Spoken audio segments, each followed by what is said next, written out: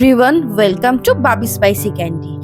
আজ বানিয়েছি ম্যাঙ্গো ভাপা দই। তার জন্য আমরা এখানে টক দই নিয়ে নিয়েছি, একদম হাঙ্কার্ড।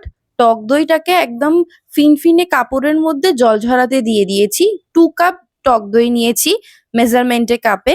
এবার আমি নোড়াটা ওপর দিয়ে দিয়ে দেবো জল ঝরানোর জন্য। আর এখানে পাকা ম্যাঙ্গো নিয়েছি, ম্যাঙ্গো থেকে পাল্প বার করে নেবো। আর এটা 2 ঘন্টার জন্য দিয়ে এই জলটা এতটা বেরিয়েছে।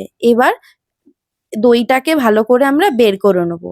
ভালো করে বের করে নিয়ে একদম টাইট করে জলটাকে বের করে একদম টাইট দই হয়ে গেছে। এর মধ্যে কনডেন্স মিল্ক অ্যাড করবো। কনডেন্স মিল্ক অ্যাড করার পর এখানে ম্যাঙ্গো পিউরিটা অ্যাড করবো, আর এখানে অল্প এলাইচি পাউডার অ্যাড করবো। দেন ভালো করে আমি হুইস্কের সাহায্যে ভালো করে ফ্যাটাবো। ভালো করে ফেটিয়ে একটা স্মুথ টেক্সচার বার করবো, স্মুথ ব্যাটার বার করবো, ভালো করে ফ্যাটাবো। এই জায়গাটা খুব ভালো করে ফ্যাটাতে হবে। ভালো করে ফ্যাটানোর পর ভালো করে কাচিয়ে আমাকে এখানে একটা কেক টিন নিতে হবে। কেক টিন আর নিচে একটা বাটার পেপার দিয়ে দিয়েছি। এবার ব্যাটারটাকে ওপর থেকে ঢেলে দেবো। ওপর থেকে ঢেলে দেবার পর ভালো করে কাচিয়ে ওপর থেকে ঢেলে দেবো। ঢেলে দেবার পর আমরা ভালো করে ব্যাটারটিকে ট্যাপ করে নেবো। ভালো করে ট্যাপ করে নেবার পর ওপর থেকে ফয়েল রাংটা ওপর থেকে আমরা কভার করে দেবো।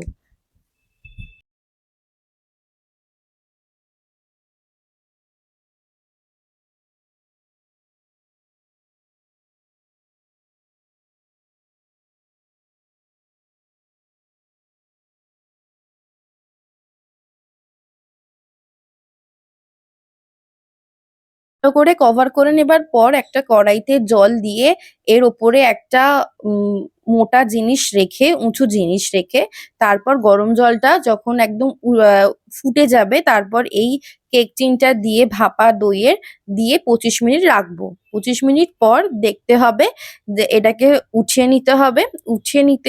উঠিয়ে নিয়ে ভালো করে কভার খুলে দেখতে হবে ভাপা দইটা হয়েছে কিনা। এই দিকটা খুব সামলে আমাদেরকে দেখতে হবে। এর জন্য একটা টুথপিক নিয়ে নিয়েছি। দেন দেখে নিচ্ছি ভাপা দইটা হয়েছে কিনা। কোনো গায়ে কিছু লাগছে না। এবার এটাকে কভার করে 3 ঘন্টার জন্য ফ্রিজে আমরা সেট হতে দেবো। ফ্রিজে সেট হতে দেবো। তারপরই আমগুলো কুচিয়ে নিয়ে ওপর থেকে সার্ভ করে দেবো ভাপা ম্যাঙ্গো দই। সো কেমন হয়েছে অবশ্যই জানাবে, সাবস্ক্রাইব করবে আমার চ্যানেলটিকে, আর বাড়িতে অবশ্যই বানাবে। এখানে আমি একটু কেটে সার্ভ করে দেখিয়েছি, খুবই সুন্দর খেতে হয়েছিল। তোমরাও বাড়িতে বানাও এই গরমের দিনে। Thank you for watching.